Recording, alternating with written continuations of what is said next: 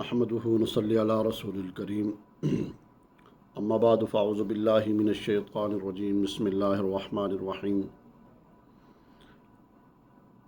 آج میں آپ کے سامنے کچھ چیزیں، کچھ معاملات زندگی میں آپ کے سامنے رکھوں گا کہ ہمیں کیا کرنا چاہیے، ہمیں کس طرح اپنے معاملات کو بہتر کرنا چاہیے، معاملات کو درست کرنا چاہیے۔ یہ ساری کی ساری چیزیں سارے معاملات زندگی چلانے کے لیے ضروری ہوتی ہیں۔ کوئی بھی کام کرنے سے پہلے انسان اس مقام تک نہیں پہنچ سکتا جب تک اس کا یقین نہ ہو۔ جب انسان کا یقین پختہ ہو جاتا ہے تو پھر اللہ تعالیٰ کے ہاں کوئی بھی عمل، کوئی بھی کام کرنا چاہے تو پھر وہ آسان ہو جاتا ہے۔ بہت سارے لوگ پریشان ہوتے ہیں۔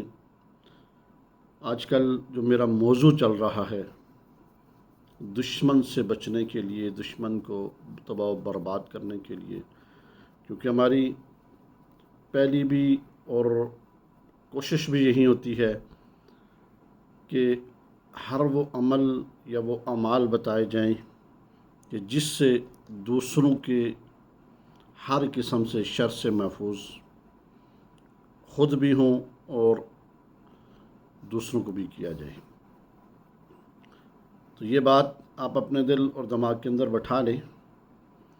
عمل کوئی بھی ہو، عمل پڑھنے والا اس کا یقین پختہ ہونا چاہیے کہ میں جو یہ عمل پڑھ رہا ہوں یا پڑھ رہی ہوں، 100% اس کے اوپر اس کا یقین ہو کہ اس عمل سے ہی میرے سارے کے سارے معاملات بہتر ہو جائیں گے۔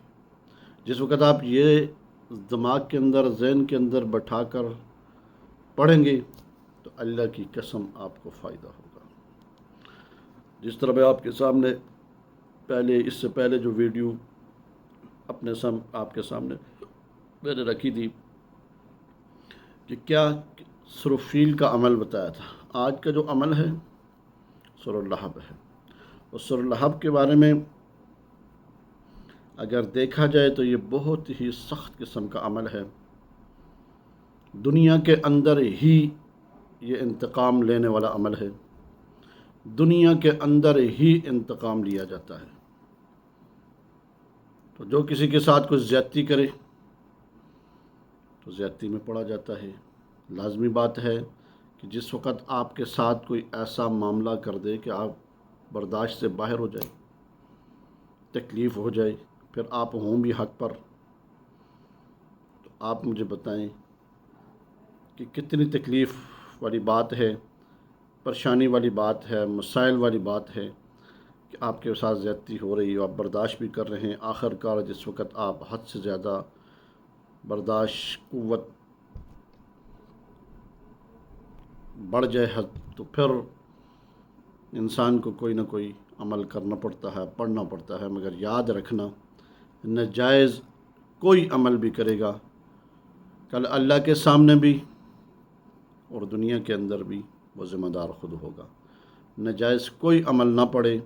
میری اجازت بالکل اس بات کی نہیں ہے کہ ناجائز پڑھنے والا وہ خود ہی اپنے عمل کا بھی ذمہ دار ہوگا اور نقصان کا بھی ذمہ دار خود ہوگا، میں نہیں ہوں گا۔ میں آپ کے سامنے جو یہ بات کر رہا ہوں یہ دماغ کے اندر رکھیں۔ اور آج جو عمل میں بتانے لگا ہوں، اس عمل کو پڑھنے کا طریقہ کیا ہے؟ اس عمل کو جو پڑھنے کا بنیادی سب سے بہترین طریقہ ہے وہ یہ ہے کہ آپ جس وقت عمل کے لیے بیٹھیں، اچھی طرح وضو کریں اور ہو سکے، ممکن اگر ہو سکے تو 2 رکعت نماز نفل حاجت پہ پڑھ لیں کہ یا اللہ، نیت یہ کریں کہ یا اللہ یہ میں عمل پڑھنے لگا ہوں یا پڑھنے لگی ہوں، مجھے اس میں کامیابی عطا فرما۔ کوئی بھی عمل کریں، عمل سے پہلے آپ نے نوافل ضرور پڑھا کریں۔ کیوں؟ نوافل پڑھنے سے فائدہ کیا ہوتا ہے کہ انسان اللہ کے قریب ہو جاتا ہے۔ نفلی عبادات جتنی بھی ہیں وہ اللہ کے قریب کرنے کا ذریعہ ہوتی ہیں۔ تو یہ عمل کیوں نہ پڑھیں، اور اس عمل کو آپ کتنی دفعہ پڑھیں گے؟ 41 دفعہ پڑھیں، اول آخر 11 مرتبہ درود شریف کے ساتھ، اور اس کے بعد پھر آپ نے فجر کے بعد یا عشاء کی نماز کے بعد آپ کا جو بھی دشمن آپ کو تنگ کر رہا ہے، پریشان کر رہا ہے، مثلاً کوئی جادو کر رہا ہے، اس عمل کے اندر اللہ جی نے اتنی بھی تاثیر رکھی ہے کہ اگر کسی جادوگر کو تباہ و برباد کرنا چاہتے ہیں، اس عمل کی تلاوت کی جائے، پھر دیکھ لیں اس کے نظارے، پھر دنیا دیکھے گی، آپ نہیں دیکھیں گے، پھر دنیا دیکھے گی کہ کتنے جادوگر جو تباہ و برباد ہوئے۔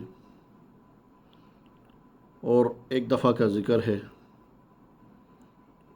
ایک بے گناہ آدمی جیل کے اندر چلا گیا، گھر والے بڑے پریشان ہو گئے، مالی حالات بھی ان کی کمزور تھے۔ جو ان کا دشمن تھا، جس نے اس نوجوان کو اندر کرایا، تو اس کا تعلق واسطہ بھی بہت بڑا تھا۔ بظاہر تو یہی لگ رہا تھا کہ اس کا باہر آنا مشکل ہے۔ وہ لیڈیز بڑی پریشان، بڑی ٹینشن میں تھی۔ انہوں نے یہ عمل شروع کیا پڑھنا، 41 دفعہ فجر کے بعد، 41 دفعہ انہوں نے عشاء کے بعد پڑھنا، 2 ٹائم انہوں نے شروع کر دی۔ پڑھتے پڑھتے ایک دن اللہ نے ایسا دکھایا کہ اس عمل کی برکت سے، اس عمل کی وجہ سے اتنی تاثیر اس عمل کے اللہ جی نے رکھی کہ جو ان کا دشمن تھا وہ ذلیل و خوار ہوا۔ پھر وہ لڑکا جو نوجوان تھا جیل کے اندر، وہ رہا ہوا۔ اس دشمن نے آ کے معافی بھی مانگی اور اس سے صلح بھی کی، اور وہ لڑکا بھی باہر آ گیا۔ ناحق جس وقت کسی کے ساتھ انسان مقدمات کرتا ہے نا، تو پھر اللہ کی پکڑ سخت ہوتی ہے، یہ ذہن کے اندر رکھیں۔ اس طرح کے بہت سارے واقعے میرے پاس ہیں، بیان کرنے کا مقصد یہ نہیں ہوتا۔ آپ اپنے عمل کے اندر اتنی تاثیر پیدا کریں، زبان کے ساتھ اپنی زبان کے اندر اتنی تاثیر ہو کہ آپ عمل پڑھیں، آپ کا عمل کامیاب ہو جائے۔ اتنی تاثیر آپ خود پیدا کریں۔ لوگوں کے واقعات اگر میں سنانا شروع کر دوں تو میرے پاس بھی آتے ہیں، جن کو فائدہ بھی ہوتا ہے بہت زیادہ۔ اللہ کی قسم اٹھا کے کہہ رہا ہوں، 1 گھنٹہ 2 گھنٹے نہیں، 10 گھنٹے کی ویڈیو بن سکتی ہے۔ طرح طرح کے لوگوں کے معاملات جس وقت انسان سنتا ہے، پھر انہیں فائدہ ہوتا ہے۔ تو یہ اس مقصد یہ نہیں ہے بتلانے کا، دیکھیں تاثیر خود آپ پیدا کریں گے، عمل میں تاثیر آپ خود پیدا کریں۔ انشاءاللہ تعالیٰ آپ اس عمل کو کریں، آپ بہت فائدہ ہوگا۔ اور جتنے بھی میری ویڈیو سننے والے لوگ ہیں، جہاں جہاں بھی ہیں، چینل کو سبسکرائب، لائک، شیئر ضرور کیا کریں۔ اللہ تعالیٰ ہم سب کو حق کے ساتھ جڑنا اور عمل کرنے کی توفیق عطا فرمائے۔